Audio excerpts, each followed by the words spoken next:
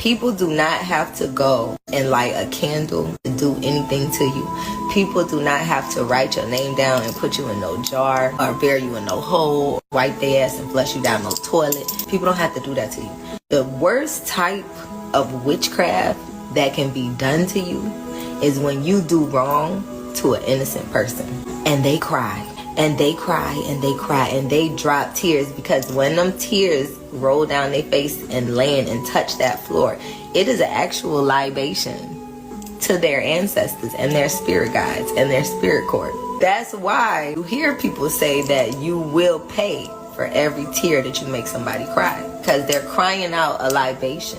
You don't understand that their ancestors will come and knock your whole fucking head off. You would think that a bitch put some witchcraft on you. A bitch done put their mouth on you. They literal mouth. Crying tears. Your ass will pay. Anyway, let's get it.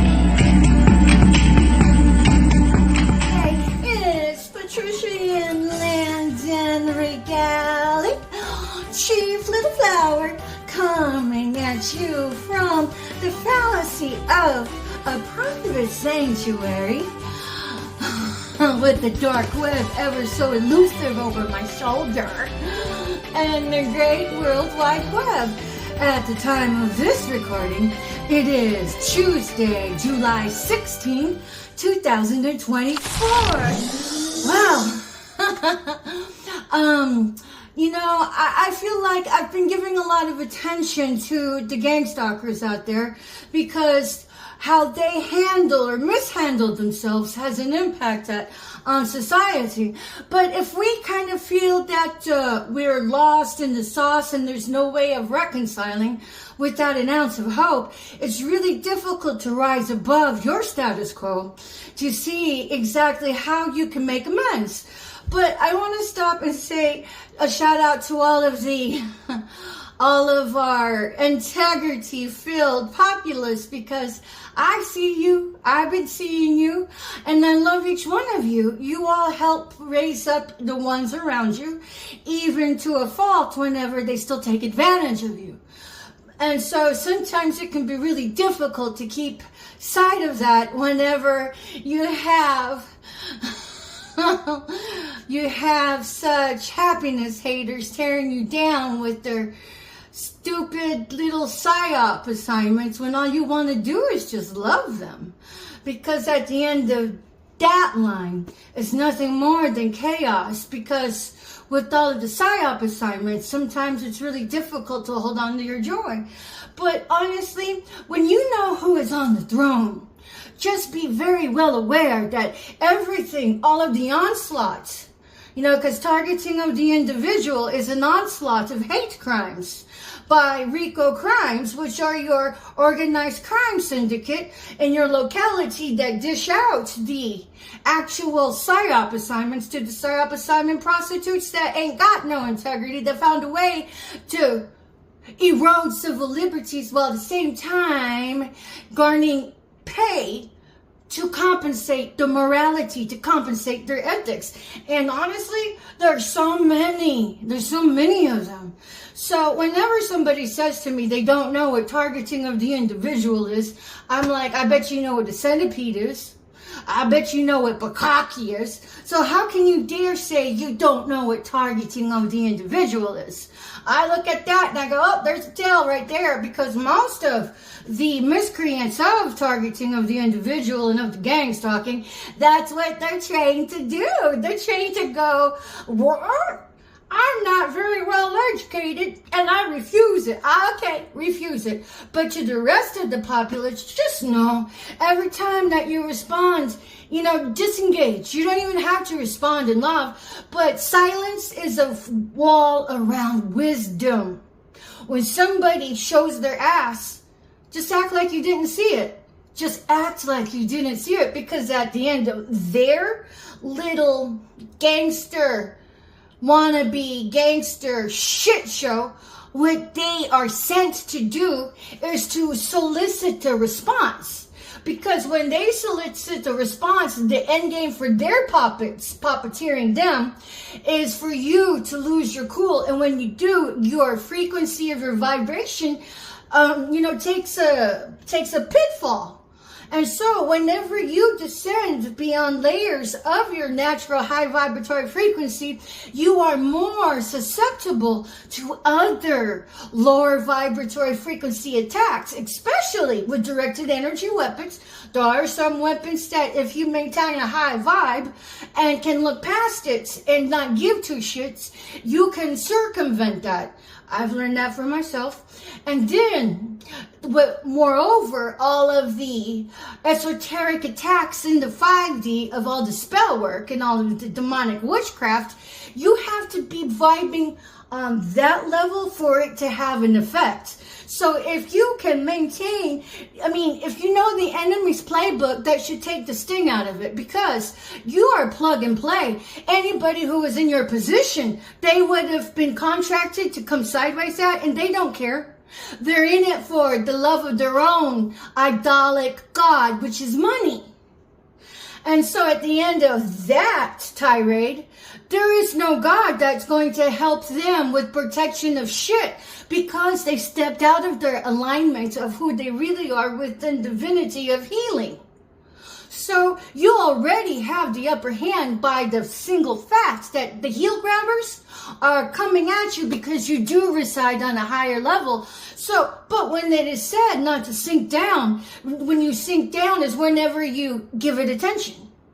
So if you just ignore it, act like you don't see it, act like you don't care about it, you win. You win literally. Because their attacks aren't going to have the efficacy they're searching for. So let that be wisdom to you. Silence is a wall around wisdom. And then so when it comes to the manifesting, all you really have to do is stay on the high vibrate frequency. Be happy for no goddamn reason. Even when all of these crabs in the bucket is vying for your attention by slinging their own feces at you. Because honestly, it ain't anything personal. They would have done it with anybody in your position. So, whenever you are so highly regarded as a threat to the opposition, that's an accolade in of itself. So just maintain your silence.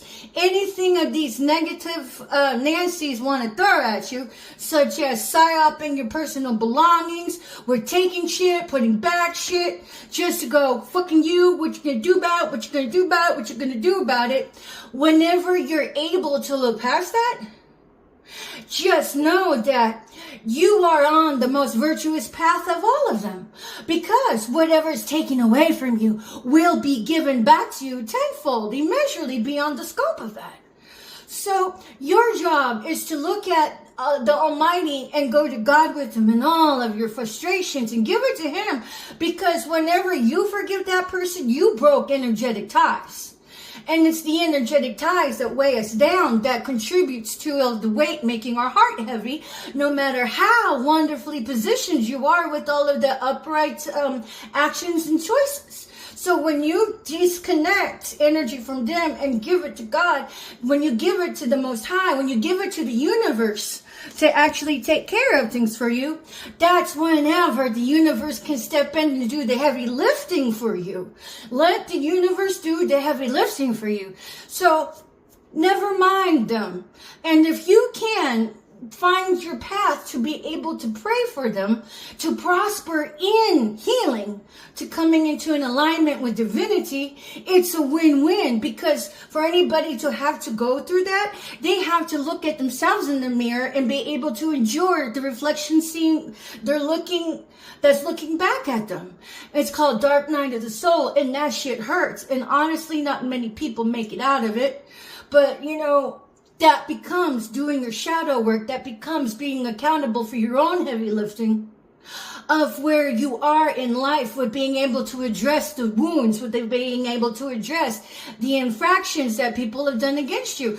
Because these assholes of all of this psychotic mayhem, of all of the gang stalking and all of the craziness of the crazy making.